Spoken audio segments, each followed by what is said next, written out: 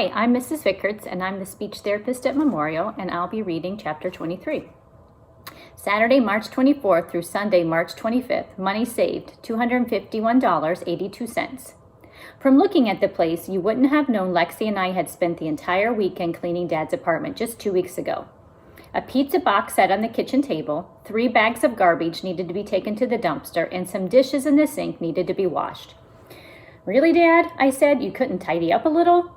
And why does it always smell like peas in here? Dad sat on the couch, putting his feet up and lying back. I've been busy, but now that you guys are here, I thought you'd like to help straighten up, and I like peas. No time to help, Dad, said Lexi. I need to make signs. She had brought both her regular suitcase and a giant portfolio case filled with art supplies. She hurried into her room to work.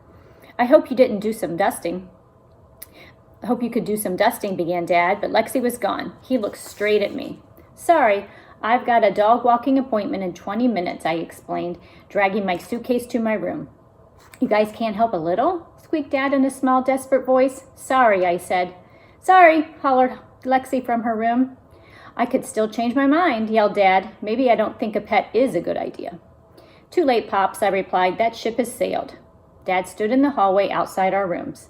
I didn't like to unpack when I visited because that just meant I had to pack again in a day or two, so I threw my suitcase in the corner. I've made some fun plans for us, said Dad. I thought we could see a movie. Sorry, I'm too busy, I said. Lexi yelled, Me too. Lexi, we could go shopping, shouted Dad. Sorry, yelled Lexi. Odo, we could play soccer, he pleaded. Sorry, I said. We could play sorry, said Dad, referring to his favorite board game. Sorry, I said, and then quickly muttered, no thanks. Dad stood in my doorway with a frown on his face. He usually acted like he had to do some sort of father-kid bonding when we visited, since we only saw him every other week. But this was the home stretch. I didn't have time for parents. I had responsibilities now. I couldn't play games. But I had to admit that playing soccer and sorry sounded fun. How's saving money going? Dad asked as I hurried past him. Good. You know I always wanted a dog myself. I know, Dad, I said, heading to the front door. He followed me. I thought we could go out to eat tonight, he said. I doubt I'll have time. Maybe we could just order in a pizza. I looked at the kitchen table and the pizza box sitting on top of it. If you're not sick of pizza, that is. You know, I really need help cleaning out the storage closet downstairs, said Dad. Really? I started to answer, but Lexi appeared in the hallway before I responded. I'll do it. How much does it pay? It doesn't pay anything. I just need help, explained Dad. Oh, then no thanks, said Lexi, disappearing back into her room. Don't look at me, I said, holding my arms up after Dad turned to me and threw me an eager smile. I'm booked. I walked out of the apartment.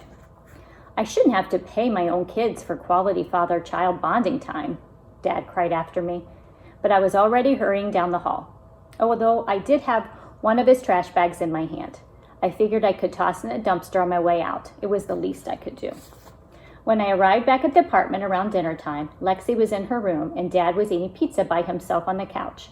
I grabbed a slice and leaned back on the recliner next to him. How was the dog walking? Asked Dad. I'm impressed. Both you and Lexi are working really hard.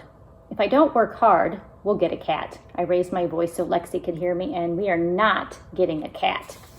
We are not getting a dog, she yelled back. Dad's apartment has thin walls. Growing up, your Aunt Rosalind wanted a cat, said Dad, but I wanted a dog, just like you. What happened? I asked between pizza bites. I needed to eat fast so I could make my final appointment, which was across town.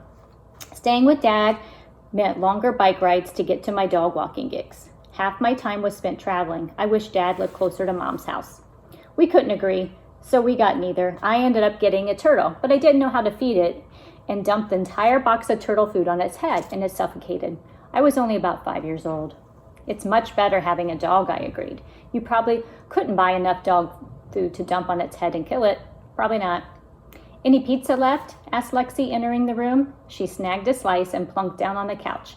I couldn't help noticing all the paint and glitter in her hands. There was some in her hair and on her nose, too. Done for the night? Asked Dad.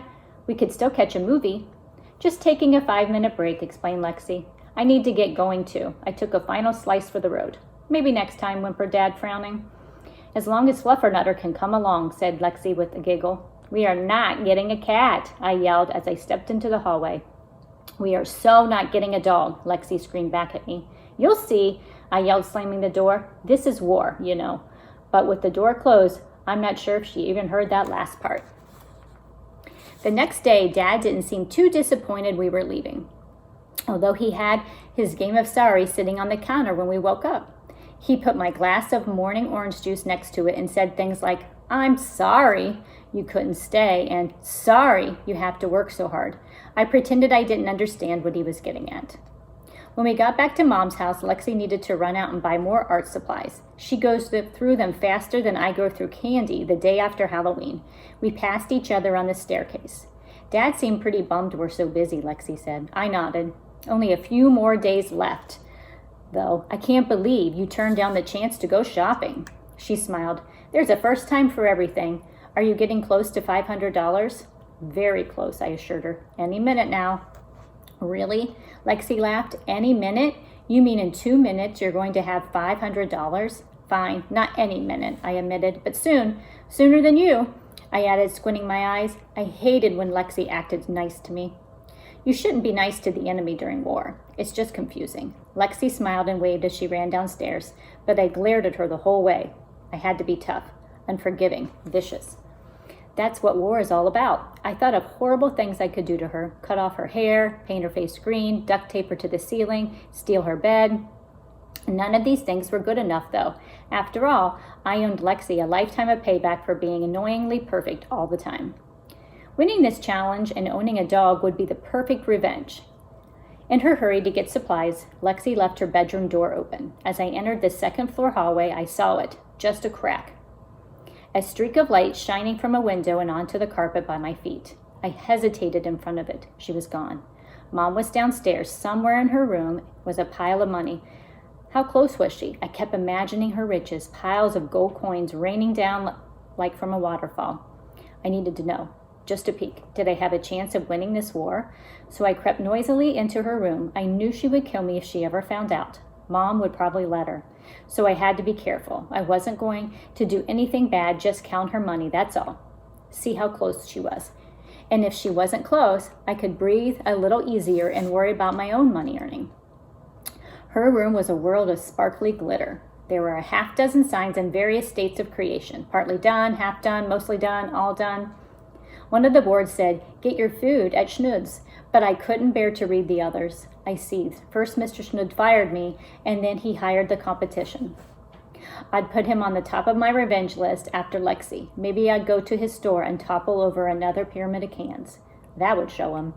I was pretty sure I knew where Lexi hid her money. In a jewelry box in the bottom drawer of her nightstand. She had showed me her cash supply when I was 6 years old. You should be careful what you show people. It can come back to haunt you later. I pulled open the nightstand drawer. The jewelry box was sitting inside, and it was painted pink, princesses, and unicorn stickers. I lifted the box, put it on her bed, and opened it. Money, a big stack of it. And not just $1 bills, but 5s and 10s, and even a couple of 20s. I dumped it on the bed and had just started to count when I heard the first door close downstairs. Lexi, she was back. I recognized her footsteps immediately. She must have forgotten something, but she would never forget me sneaking in her room. I threw the money back into the jewelry box, slammed it closed, and stuffed it back in her drawer. My heart pounded. As I turned to sprint out of the room, I saw a $20 bill on the bed. I didn't have time to put it back into the box, and I couldn't just leave it there as evidence, so I seized it. I stepped into the hall and stuffed the bill in my front pocket, just as Lexi walked up the final staircase step. Were you in my room? She asked, narrowing her eyes. If I had been in your room, I'd be covered in grossness, so no. You're already covered in grossness. That's from talking to you. She rolled her eyes. I went down the stairs. From my pocket, the $20 bill stuck out. I stared at it. I could use the money. I needed every dollar I could get my hands on. This wasn't stealing either. Not really. Lexi owed me for making my life miserable. She should pay me hundreds of dollars and not just a small 20. A lifetime of misery was worth lots more than this. So why did I feel so guilty putting it in my shoebox later that night?